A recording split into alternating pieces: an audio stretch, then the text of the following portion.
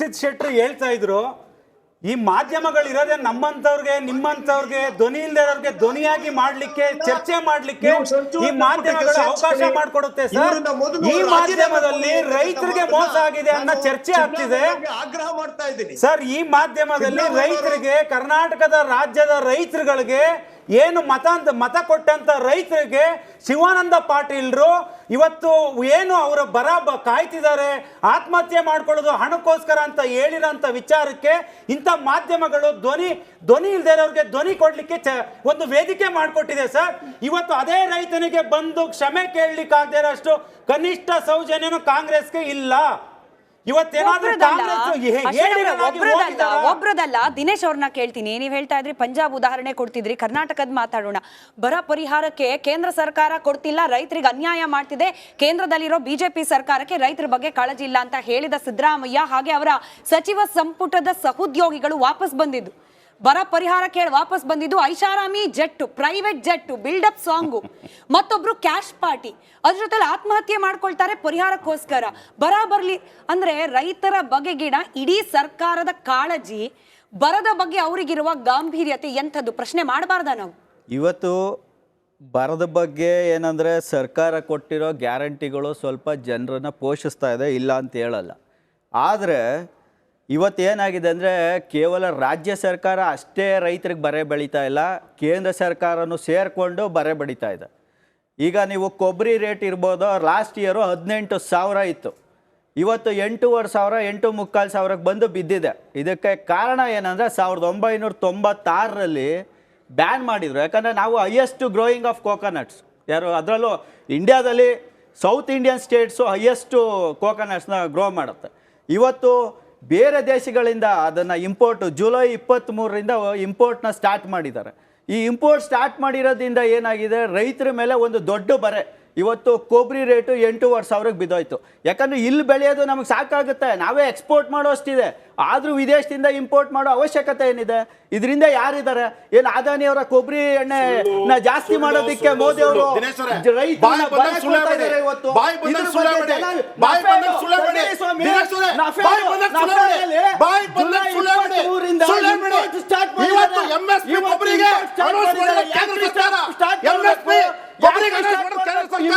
ಕೇಂದ್ರ ಸರ್ಕಾರ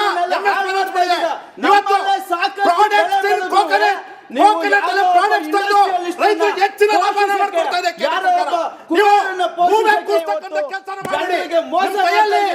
ಪಂಜಾಬ್ ಸರ್ಕಾರ ನಡೆಸಕ್ಕಾಗ್ತಿಲ್ಲ, ಕೇಂದ್ರ ಸರ್ಕಾರ ಬಗ್ಗೆ ಮಾತಾಡ್ತೀರಾ?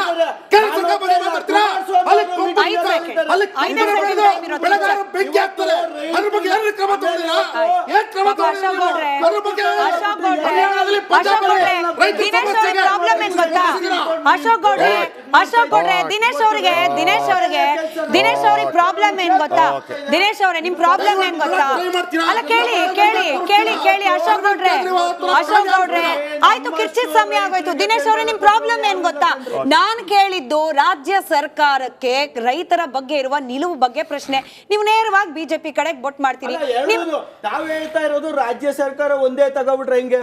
ಕೇಂದ್ರ ಸರ್ಕಾರ ಪ್ರತಿಭಟನೆ ಮಾಡಿ, ಡಿಮಾಂಡ್ ಮಾಡಿ, ಶಿವಾನಂದ ಪಾಟೀಲ್ ರಾಜೀನಾಮೆ ಕೇಳಿ, ಶಿವಾನಂದ ಪಾಟೀಲ್ ರಾಜೀನಾಮೆ ಕೇಳಿ, ಸಾಮಾನ್ಯ ಪಕ್ಷದಿಂದ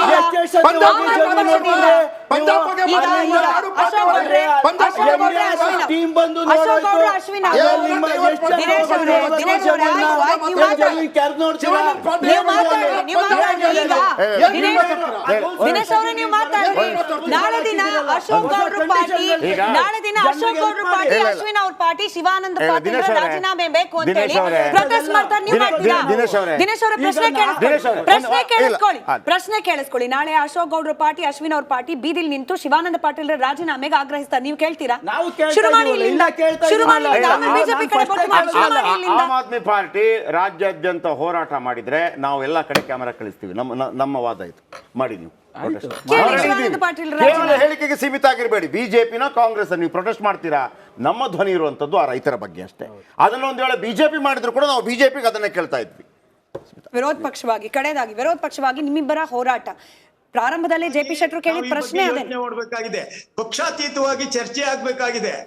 ಇದು ಸಾರ್ವಜನಿಕ ಚರ್ಚೆಗೆ ಗ್ರಾಹಕವಾದಂತ ಒಂದು ವಿಚಾರ. ಇದನ್ನ ನಾವು ಗಂಭೀರವಾಗಿ ಪರಿಗಣಿಸಬೇಕು ಅನ್ನೋದು ನನ್ನ ಒತ್ತಾಯ. ಪರಿಗಣಿಸಬೇಕು 100% ಸರ್. ಅದಕ್ಕೋಸ್ಕರ ಇದು ನೋಡಿ ಕಾಂಗ್ರೆಸ್ ಯಾವುದೇ ವಕ್ತಾರರನ್ನ ರಾಜಕೀಯ ಕಳಿಸ್ತಿದ್ರು ಪಕ್ಷಗಳು ಕೂಡ BJP ಕೂಡ ಇದಕ್ಕೆ ಒನ್ ಸೈಡೆಡ್ ಒಂದು ಪಕ್ಷದ ಫೇವರ್ ಅಂತ ಹೇಳಿ ಕಾಮೆಂಟ್ ಗಳು ಹಾಕಿದ್ರು ಕೂಡ ನಾವಿವತ್ತು ಈ ಚರ್ಚಾ ಕಾರ್ಯಕ್ರಮ ಪುಟ್ಸಿದ್ದ ಶೆಟ್ಟಿ ಸರ್, ನಾವು ಈ ಚರ್ಚಾ ಕಾರ್ಯಕ್ರಮದಲ್ಲಿ ಒಂದು ಪಕ್ಷದವ್ರು ಇಲ್ದೇ ಹೋದ್ರು ಕೂಡ ಯಾಕೆ ಮಾಡ್ತಿದೀವಿ ಅಂತಂದ್ರೆ ಇಲ್ಲಿ ನಾವು ಆ ಪಕ್ಷ ಈ ಪಕ್ಷ ಅಲ್ಲ, ರೈತರ ಪರ, ಕೇವಲ ರೈತರ ಪರ.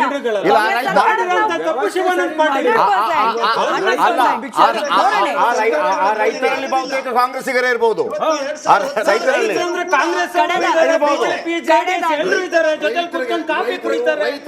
ಶಿವಾನಂದ ಪಾಟೀಲ್ ಏನಿವತ್ತು ರೈತರಿಗೆ ಮೋಸ ಮಾಡುವಂತ ಹೇಳಿಕೆಗಳನ್ನ ಕೊಟ್ಟಿದ್ದಾರೆ. ಇದ್ರ ಬಗ್ಗೆ ಕಾಂಗ್ರೆಸ್ ಅವ್ರು ಏನ್ ಡಿಸಿಷನ್ ಕೊಡ್ತಾರೆ? ಏನು ಈಗ ಕೆಪಿಸಿಸಿ ಅಧ್ಯಕ್ಷರಾದಂತ ಉಪಮುಖ್ಯಮಂತ್ರಿ ಡಿ ಕೆ ಶಿವಕುಮಾರ್ ಅವರು ಶಿವಾನಂದ ಪಾಟೀಲ್ರನ್ನ ಅವ್ರ ಬಗ್ಗೆ ರಾಜೀನಾಮೆ ಕೇಳ್ತಾರೆ. ಪುಟ್ಟಸಿದ್ದ ಶೆಟ್ಟಿ ಅವರೇ ಮತ್ತು ಬಸವರಾಜಪ್ಪ ಅವರೇ, ಪುಟ್ಟಸಿದ್ದ ಶೆಟ್ರೆ ನಿಜಕ್ಕೂ ಕೂಡ ಎಲ್ರಿಗೆ ಶೆಟ್ರೆ ಕೇಳಿಸ್ತಿಲ್ಲ ಅವ್ರಿಗೆ, ಶೆಟ್ಟಿ ಅವರು ಬಸವರಾಜಪ್ಪ ಸರ್ ರೈತರಿಗೆ ಏನೇನು ಅನುಕೂಲ ಮಾಡಿದ್ದೇವೆ ಅಂತ ಇಲ್ಲ ಒಂದೇ ನಿಮಿಷ ಸರ್, ಒಂದೇ ನಿಮಿಷ. ಪುಟ್ಟಸಿದ್ದ ಶೆಟ್ಟಿ ಅವರೇ ಮತ್ತು ಬಸವರಾಜಪ್ಪ ಅವರೇ ರೈತ ಸಂಘವಾಗಿ ಕೇಳ್ಕೊತಾ ಇರುವಂಥದ್ದು, ಪ್ರೊಟೆಸ್ಟ್ ಶುರು ಮಾಡಿ, ನಾಳೆಯಿಂದ ಆಗಲಿ ಪ್ರೊಟೆಸ್ಟ್. ಯಾಕೆ ರೈತನ ಬಗ್ಗೆ ಮಾತಾಡಬಾರ್ದು ಯಾರು ಕೂಡ? ಯಾರು ವಿರೋಧ ಪಕ್ಷ ಮಾಡದಿದ್ರೆ ಮಾಡಿ, ನೀವು ಮಾಡಲ್ವಾ? ಮಾಧ್ಯಮವಾಗಿ ನಮ್ಮ ಕೆಲಸ ನಾವು ಮಾಡ್ತೀವಿ. ಯಾಕಂದರೆ ನಮಗೆ ರೈತ ಮುಖ್ಯ, ನಿಮ್ಮ ಪಾರ್ಟಿ ಅಲ್ಲ. ಪಾರ್ಟಿಯಾಗಿ ನೀವು ಸೇರ್ಕೊಳ್ತೀರಾ, ನೋ ಪ್ರಾಬ್ಲಮ್.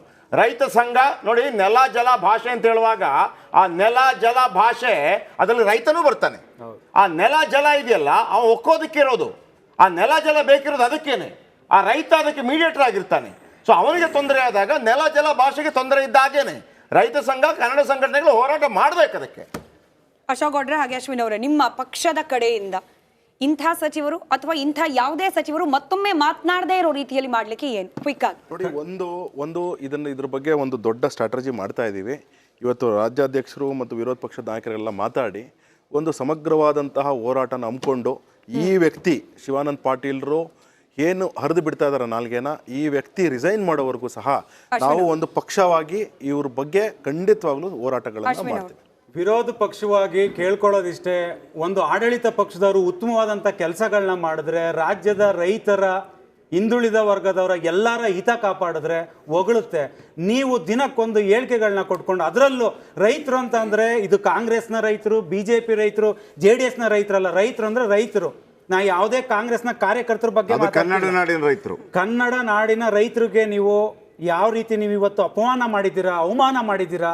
ಶಿವಾನಂದ ಪಾಟೀಲ್ರದ್ದು ರಾಜೀನಾಮೆ, ಕಾಂಗ್ರೆಸ್ ಪಕ್ಷದ ರಾಜ್ಯ ಸರ್ಕಾರದ ಮುಖ್ಯಮಂತ್ರಿ ಇರ್ಬೋದು, ಉಪಮುಖ್ಯಮಂತ್ರಿ ಆಗಿರ್ಬೋದು, ನೀವು ಕೂಡಲೇ ಅವರ ರಾಜೀನಾಮೆ ತಗೊಂಡ್ರೆ ನಿಮ್ಮ ಇಡೀ ರಾಜ್ಯದ ರೈತರು ಬೇಷರತ್ತಿಗೆ ಬೆಂಬಲ ಕೊಡುತ್ತೆ. ಅದೇ ನಿಮ್ಗೆ ಹೇಳಿಗಳ ತರ ಮಾಧ್ಯಮಗಳಿಗೆ ಬರುತ್ತೆ.